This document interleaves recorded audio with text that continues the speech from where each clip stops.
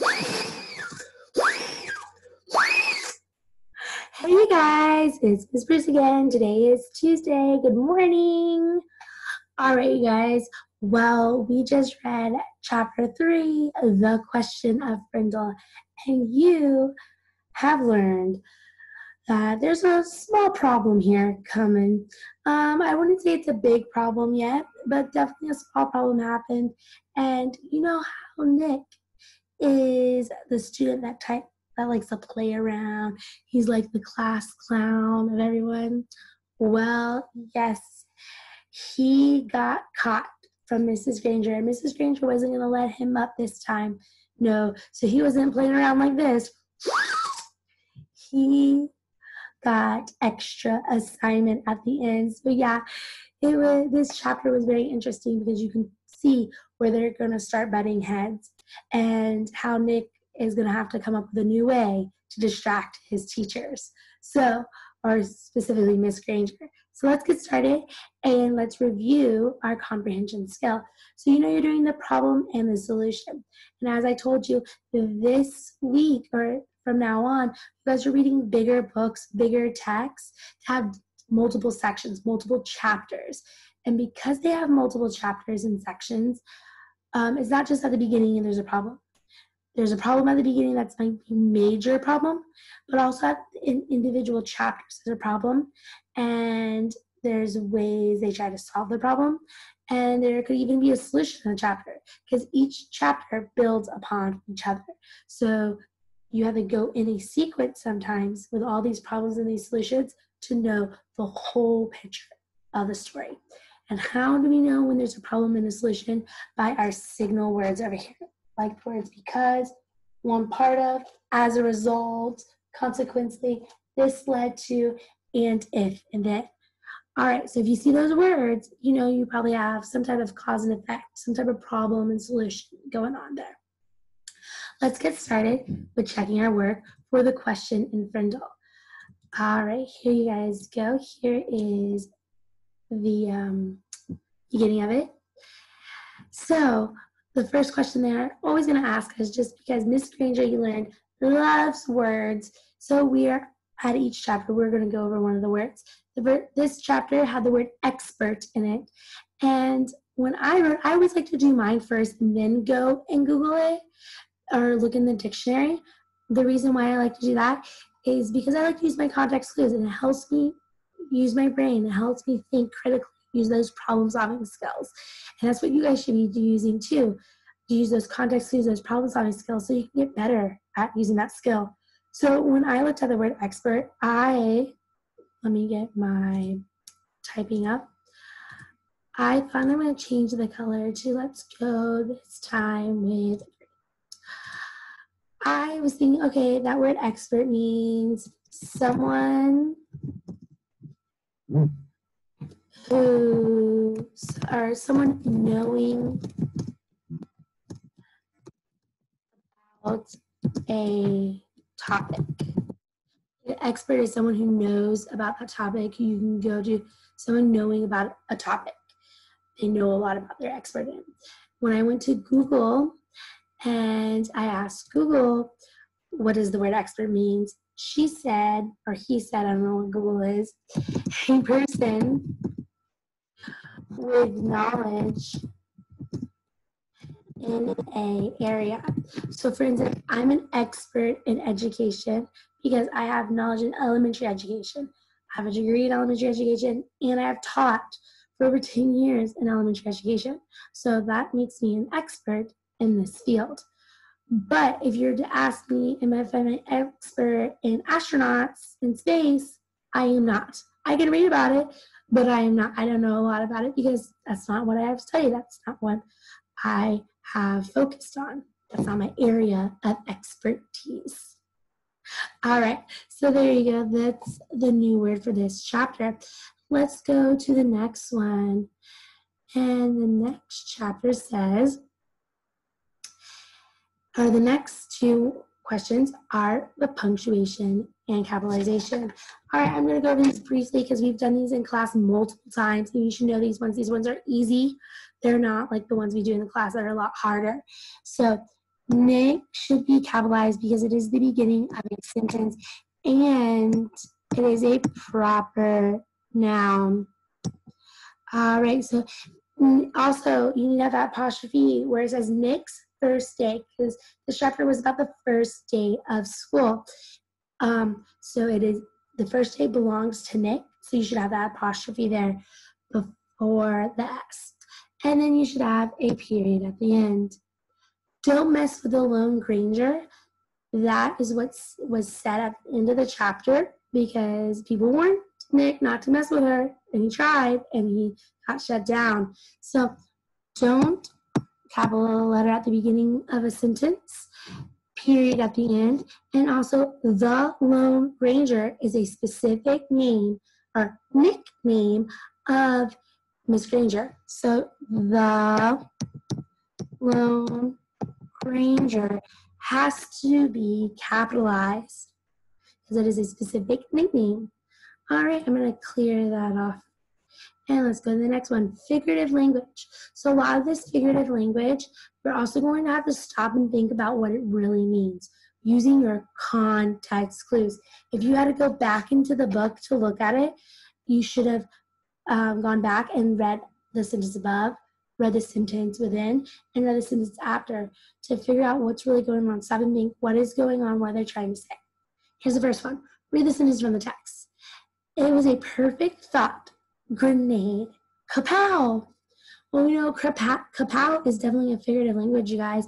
It is onomatopoeia, that funny word, because it is a sound word, which is an onomatopoeia. All right, so it was a perfect thought grenade. Kapow. So Nick in the chapter, it was actually on page 19. Sorry, not 19. Ooh, I'm going ahead of myself. Nick in the chapter is actually on page 15. Asked Miss Granger the question, and he says, it was a perfect thought grenade, kapow, because he knew he was trying to distract Miss Granger. So he goes, perfect thought grenade, because grenades blow, pow. So her mind would blow into like all these different thoughts and not focusing on that homework that he was trying to distract her from. So what does the sentence suggest about the intended impact of Nick Allen's question? So this in the impact of Nick Allen's question, this part here was showing that he was trying to get his teacher off the thought because it was a perfect thought grenade trying to get her off. Nick's question was meant to be exciting. His question wasn't meant to be exciting. Even though this statement right here has an exclamation point, we're talking about the question, and the question wasn't meant to be exciting. Nick's question caused the children, I think it says do get upset. I think that's supposed to be to get upset. No, they didn't get upset. It was intended to stop and distract Miss Granger. Yes, because it was a thought grenade. Kapow! Get her off thought, thinking about something else. That's happened in our class a couple of times. But then we get back on topic, and I don't let you guys get away with it. All right, so this answer was definitely C. C. Ooh, that's a different pen. All right, let's do the next one. Read the sentence from the text. Her eyes were the color of thunder clouds. Ooh, this is a metaphor. Her eyes cannot really be the thunder or the color of thunder clouds. So what does it mean when her eyes are the color of thunder clouds? Well, you have to think about a thunder cloud. Let's stop and think. Author's trying to explain it's like thunderclouds. Thunderclouds are very angry, very serious, and they're scary. So let's see. What does this sentence suggest about Mrs. Granger's mood? She's happy? Well, that's not a thundercloud, no. She was excited? No, thunderclouds, I wouldn't say exciting. She was bored? No, thunderclouds are definitely not bored because there's a lot of noise and lightning and no. Ooh, was displeased? Yes, because I can see like thunder, and it's like angry. So yeah, displeased would be the best answer. D in that case. So D is the correct answer. All right, you guys, I'm gonna clear this up.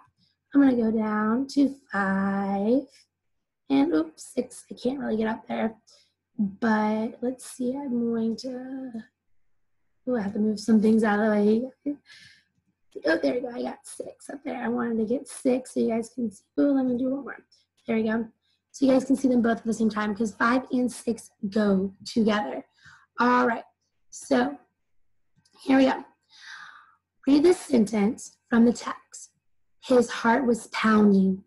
He felt small, very small. He could feel the tops of his ears glowing red. What does this sentence suggest about Nick's feelings? All right, so this is a point of view. The author is giving it to you, over-exaggerating what's happening with Nick. This is how he's feeling. This is his point of view. So what's the author trying to say? He is what? Embarrassed, excited, unhappy, annoyed. So when I thought about this, his heart was pounding. Okay, so when my heart pounds, I'm normally nervous or anxious. He felt small, very small. Well, when you feel small, it's not that you're actually small. You're just small because no one's paying attention to you and you don't want people to pay attention to you. He could feel the tops of his ears glowing red. Oh, so when your ears glow red, normally you're angry or you're embarrassed. Like you don't want people to see you.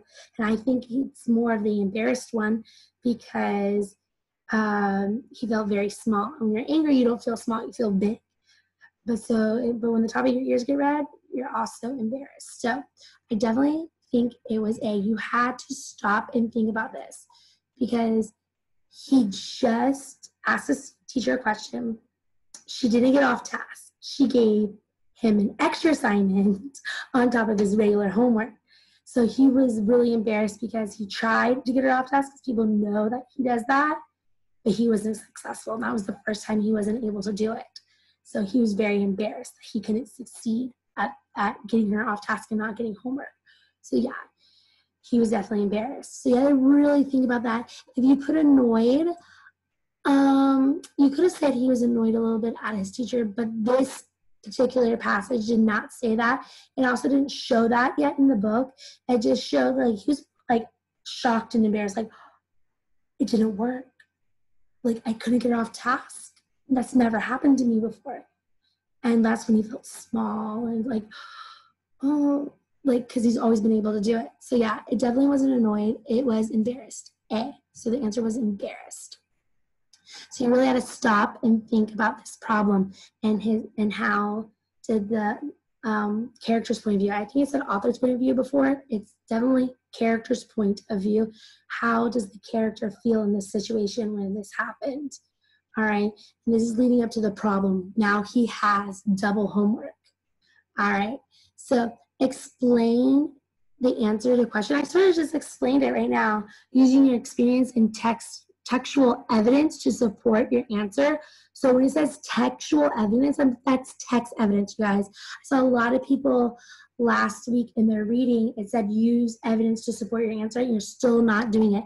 You have to use specific facts. So here you guys go.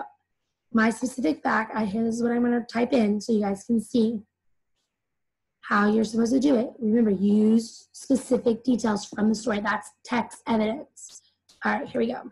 So how do I know he felt embarrassed? Okay, so I'm going to say, I know Nick felt embarrassed because it said, now this is my text evidence. Oh, let me make this longer. Because it said he felt small, very small. All right. That's my text evidence. Now it says it also says use your own experience. It says to explain your answer, how you know he was embarrassed. You feel small. Normally, you don't think, normally you don't want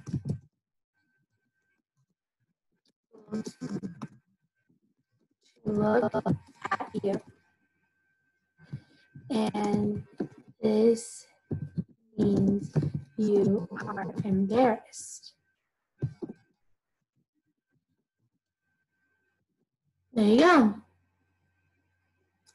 I explain my answer. I use text evidence to show that what I mean by embarrassed. And there was a lot of different ones. You could use the glowing of the ears, you use the pounding of the heart. There's a lot of different ways to show he felt embarrassed. You just have to support your answer with thoughts in text. All right, you don't just say, I know he felt embarrassed because I've felt embarrassed before too. That doesn't show you anything from the text. So you have to use text. Like, I know he felt embarrassed because he felt small. When I'm embarrassed, I also feel small. That would be text evidence and your experience. All right, you guys. Let's go to the next one. Before I clear it off, let me just say, make sure you're using that text evidence to support your answer. All right, here we go.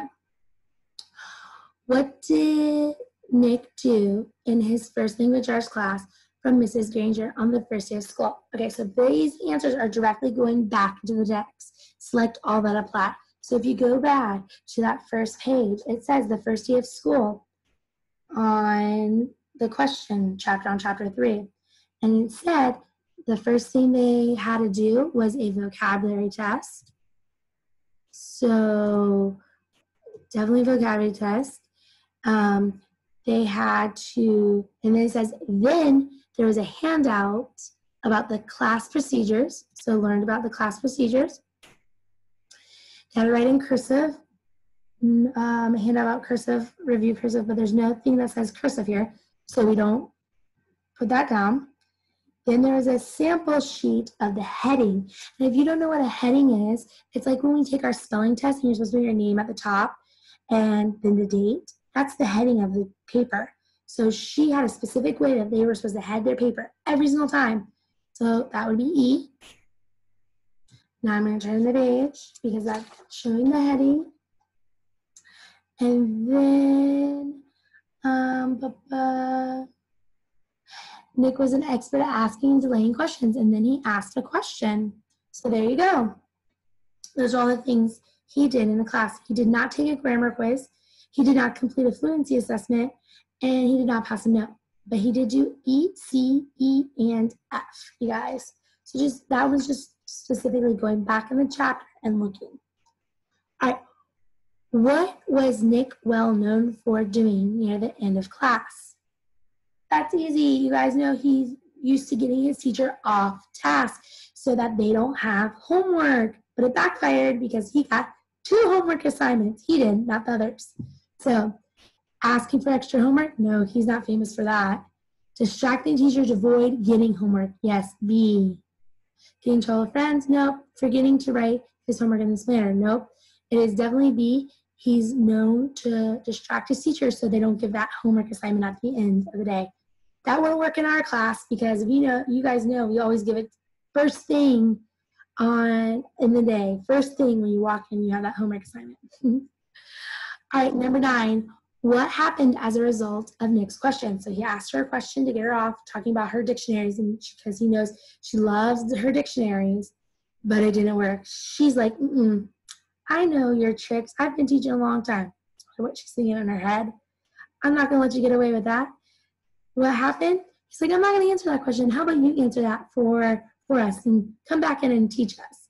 So no one received their language homework, arts homework assignment. Nope, that didn't happen. That was his goal, but it didn't happen. Everyone received their homework assignment like usual.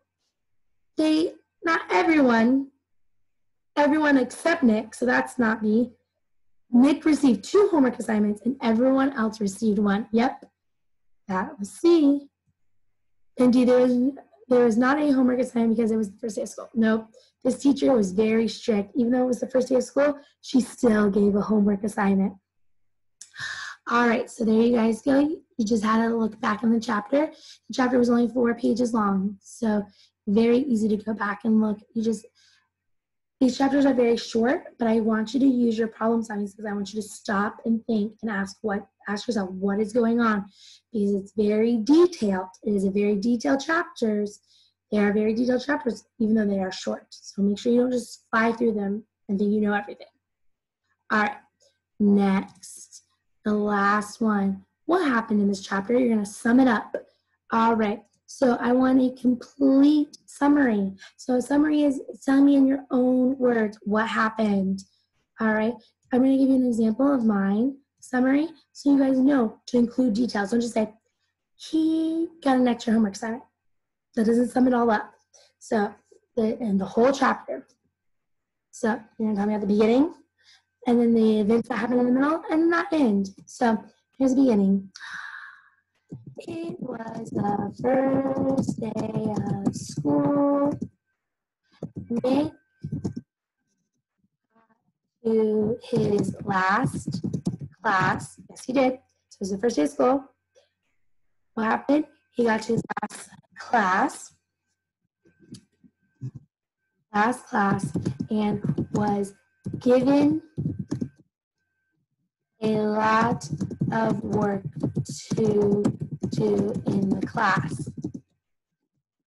Then he wanted to distract his teacher like he normally does to his teachers. I want to say he wanted to distract. I'm going to say not his teacher. I'm going to say Miss Granger. Mrs. Granger, like he normally does to his teachers. So why does he do this? So he doesn't get homework.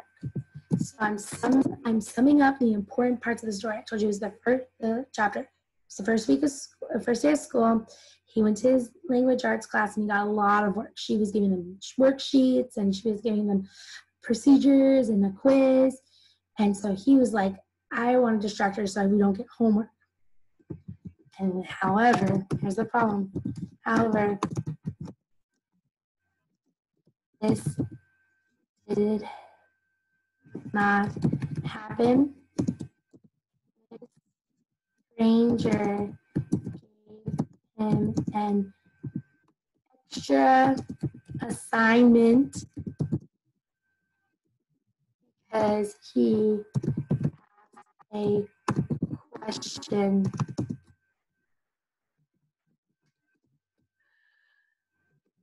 He was shocked. I don't know if he was shocked that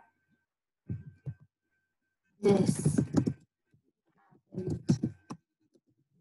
All right, and that sums up the chapter of what happened. Now let's see in chapter 4 tomorrow that you're going to read. How does he deal with this extra homework? What does he do? So your question today, you guys, your question today is, well, let's see, I'm trying to get this. Your question today, though, you guys, is what would you do if you were given an extra assignment like Nick? What would you do? So go back into Edmodo. That's your bonus question today for extra, for your names on the spinning wheel. And you're going to see what we're going to have this week for the winner. But go back and ask that question, or answer that question in Edmodo. What would you do if you got an extra assignment? All right. So before we go on, here's another clue to an item that you need to have next to you. Are you ready? Here we go. This item is often used in art class. What could that be? Ooh, that could be a couple of different items. So it's often used in art class. There's your clue to an item that you might need to have around you for our scavenger hunt on Friday. All right, you guys. I'll see you tomorrow. Bye.